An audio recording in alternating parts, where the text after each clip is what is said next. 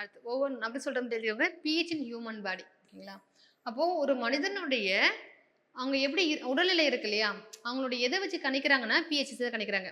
So first வந்து pH factor healthiness of our body. So pH வச்சு என்ன பண்ணுறாங்கன்னா வந்து ஹியூமனுடைய ஹெல்த்தை வந்து ப்ரிடிக்ட் பண்ணுறாங்க.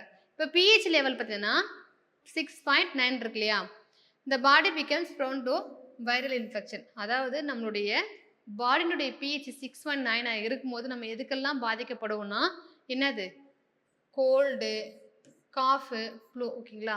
ரெண்டாவது பார்த்தீங்கன்னா மனித உடம்புல பிஹெச் வந்து 5 இன்னும் அதிகமாக குறையும்போது 5.5 ஆகும்போது என்ன ஆகுனா வந்து புற்றுநோய் உருவாக்கும் செல், அதாவது புற்றுநோய் செல்கள் புதுசாக இருக்காது, நம்ம உடம்புல வந்து இருக்கும் ஓகேங்களா.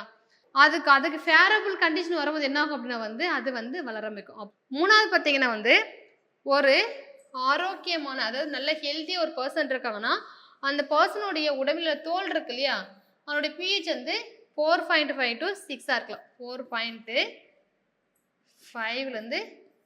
இருக்கலாம் அவனோட ஸ்கின்னுடைய பிஹெச் ஓகேங்களா. அதுக்கப்புறம்னா நம்மளுடைய பிக்மெண்ட் இருக்குல்ல, நிறம் இருக்கு இல்லையா, அதை நம்ம கரெக்டாக வந்து ஹெல்த்தியாக நமக்கு வேணும்னா கூட நமக்கு என்ன பிஹெச் வந்து கரெக்டாக வந்து இருக்கணும் அப்படின்னு சொல்லிட்டு சொல்கிறாங்க ஓகேங்களா.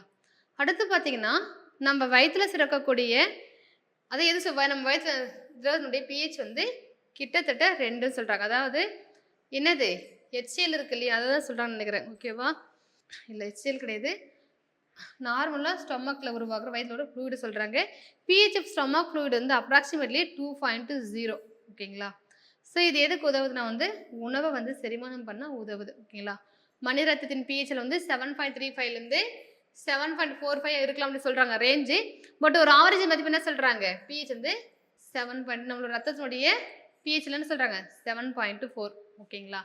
அடுத்து நம்மளுடைய சலைவு இருக்கு இல்லையா, உமிழ்நீர், சலைவரி கிளான்ஸ் இல்லையா, உமிழ்நீர் சலைவா, அதில் பார்த்தீங்கன்னா பிஹெச் வந்து 6.5 to 7.5 இருக்கணும் ஓகேங்களா.